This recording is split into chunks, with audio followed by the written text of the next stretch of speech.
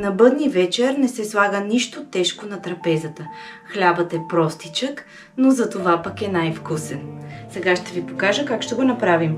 Пресяла съм си 500 грама бяло брашно. Сега имаме оцет, сода, сол и растителна мазнина. Сега трябва да шутнем содата в оцета и да го разбъркаме. Защото на бъдни вечер питката е постна. Ще си направим едно кладенче.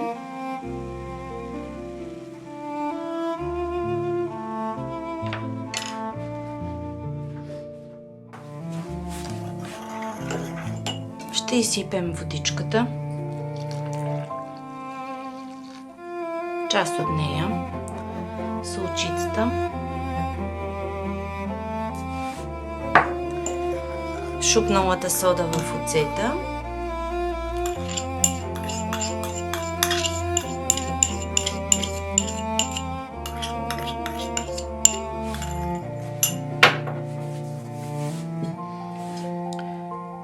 ще разбъркаме малко.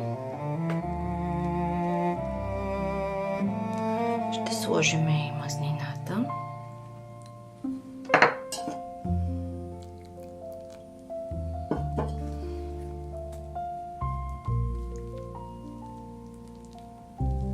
Баба ми разказваше, когато ме учеше да правя тази питка за бъдни вечер, че трябва да се удари 100 пъти в масата. И ще се пробваме да го направим.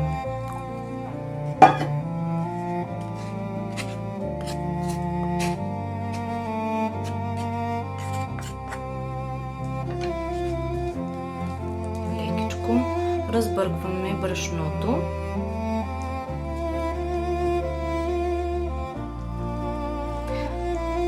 При необходимост ще добавим още вода.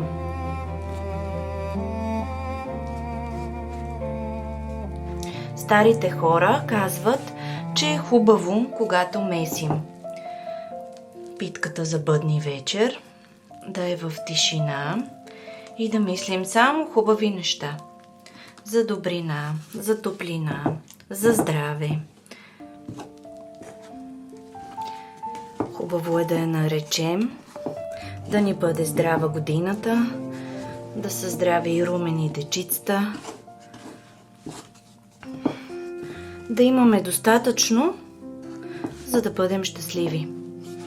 Сега ще сложим малко брашно. Ето тук. И ще започнем да я месим на ръце.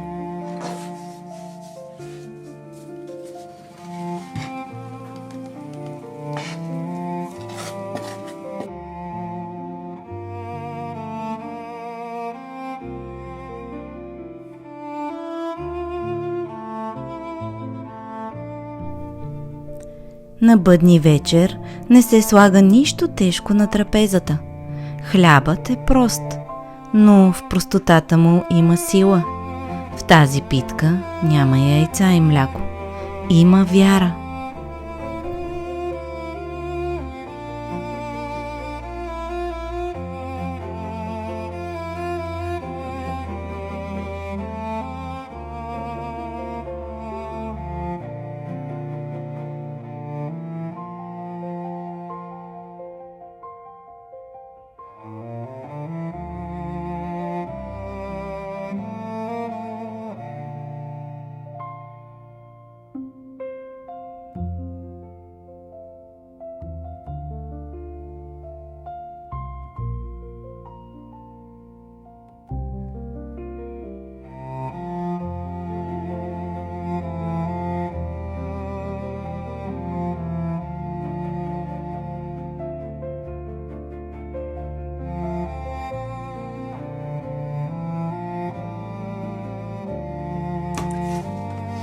В моето семейство са ме научили, че парата в питката не е за богатство, а за споделяне. Ще я сложим, след като нашето тесто е готово. Ще я украсим, ще ви разкажа за символите, какво означават, които ще украсим на самата питка.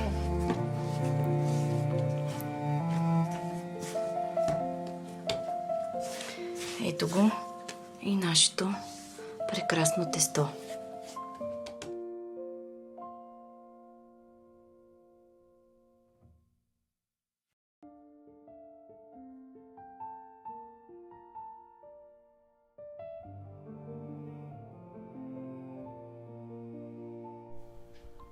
В старите времена хората вярвали, че на бъдни вечер слънцето се ражда наново.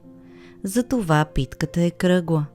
Да бъде като слънце, да се върти животът, да има светлина, да се връща топлината.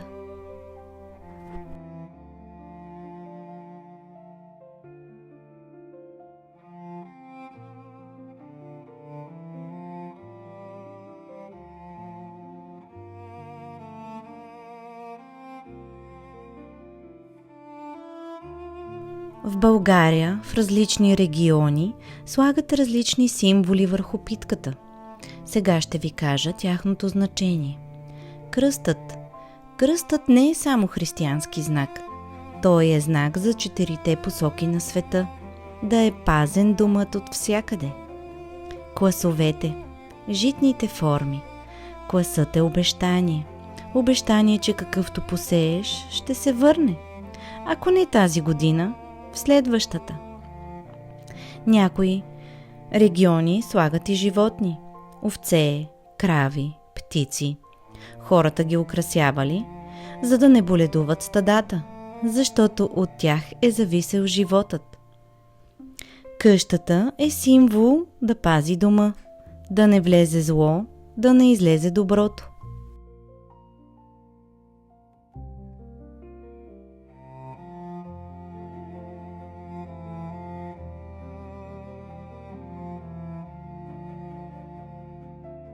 На бъдни вечер много важна роля играят бъдникът, трапезата, каденето, обредните хлябове и коледарите.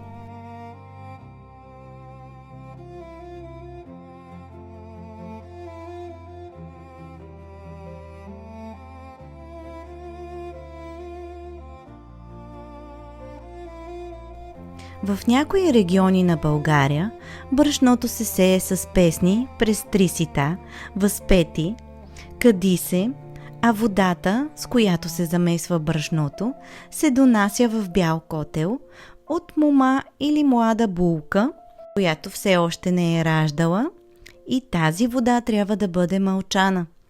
Отрано още домакинята е станала, наклала е огъня, а момите донесли мълчаната вода. Брашното е отсято и домакинята замесва тестото с жегала от ярема. Някога, когато са съществували за другите, тестото е замесвала най-старата от жените, а другите й помагали. В моето семейство обичаят е, че най-възрастният в къщата трябва да омеси питката за бъдни вечер.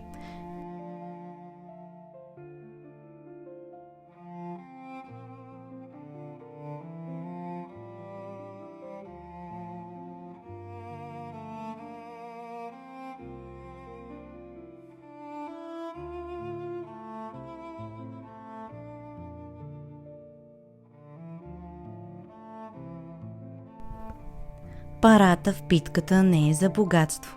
Тя е за споделяне.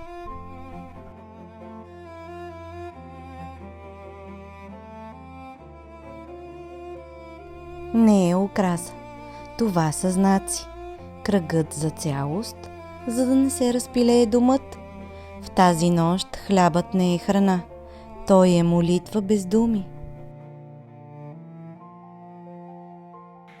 Ето я постната питка, която ще сложим да се пече след малко, след като съда, в който ще я печем, трябва да загрее заедно с фурната. Не съм най-добрата в украсите, но това не е най-важното.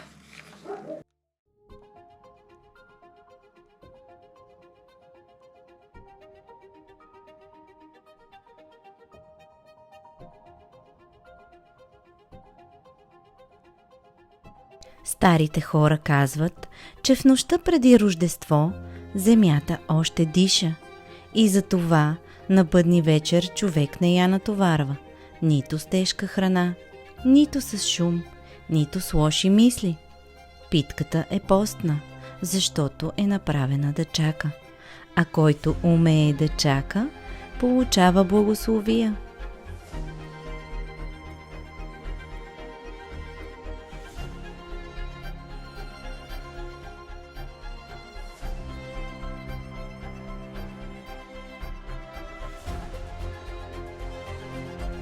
Докато питката се пече, в къщата се говори тихо, за да не се напука късметът. Огънят знае. Той изпитва хляба, както годината изпитва човека.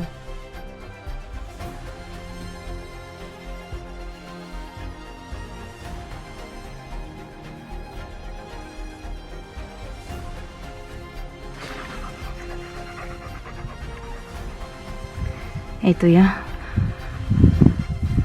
Питката за бъдни вечер.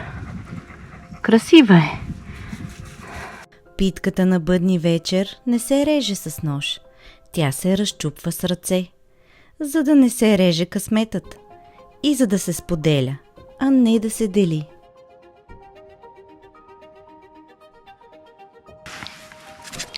Ето е хубавата питка.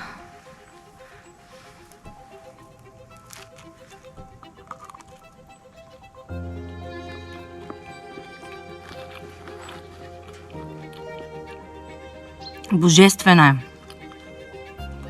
Хляба е най-божественото нещо и трябва много да го уважаваме, да не изхвърляме хляб, защото той е част от корена ни.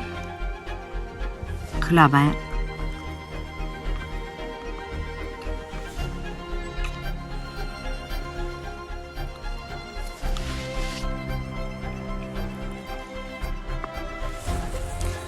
Абонирайте се за канала, така ме подкрепяте да продължавам напред, да ви показвам различни истории, обичаи. Това е питката за бъдни вечер, която ще разчупим и ще изядем.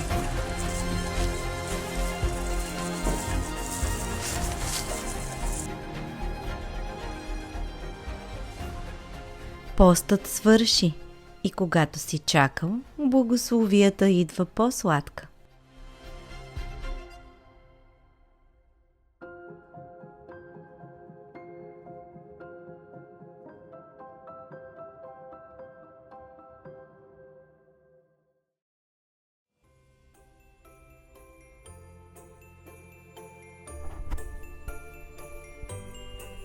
Киселото зеле е вкусът на българската зима. Солено, истинско, търпеливо. То е чакало месеци, за да нахрани дома.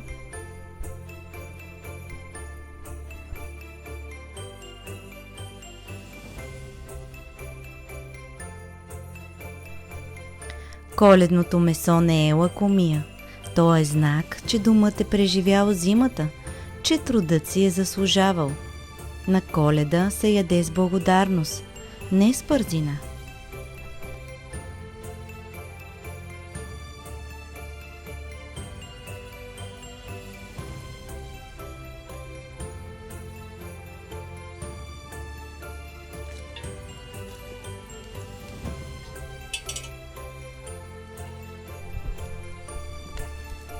Трапезата на Коледа не е показност, тя е благодарност. Благодарност, че сме заедно, че има огън, че има хляб.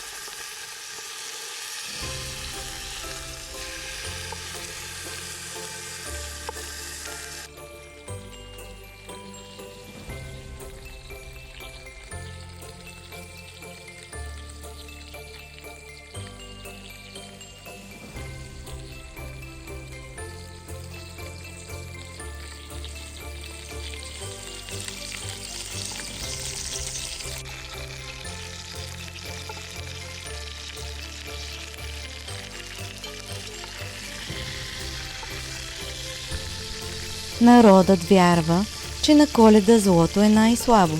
Затова тогава се яде месо. За сила, за живот, за ново начало. А където има топла храна, там злото не се задържа.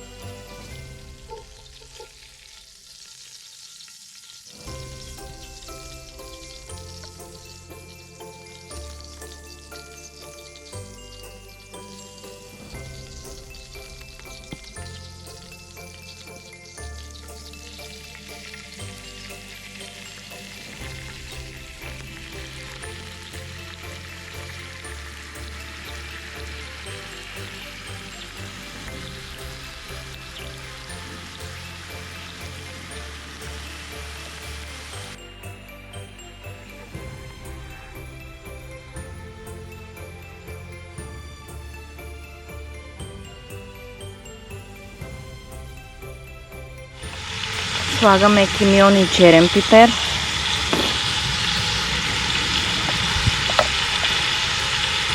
Червено пиперче.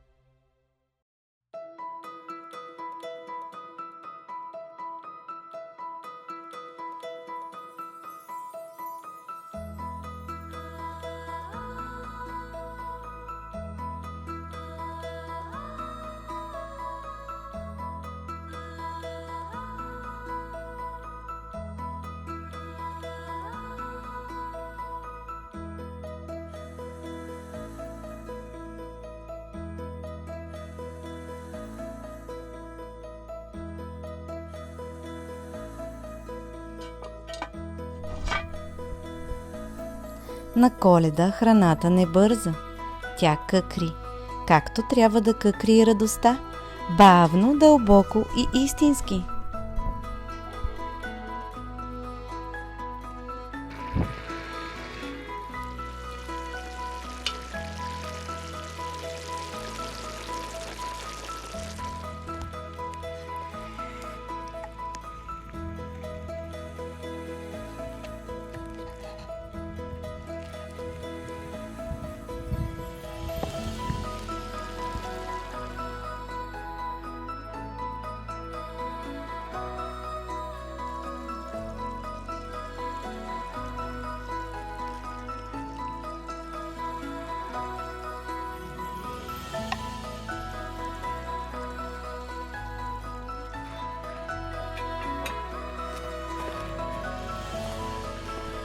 Мили дечица, знайте, че празникът не е в подаръците.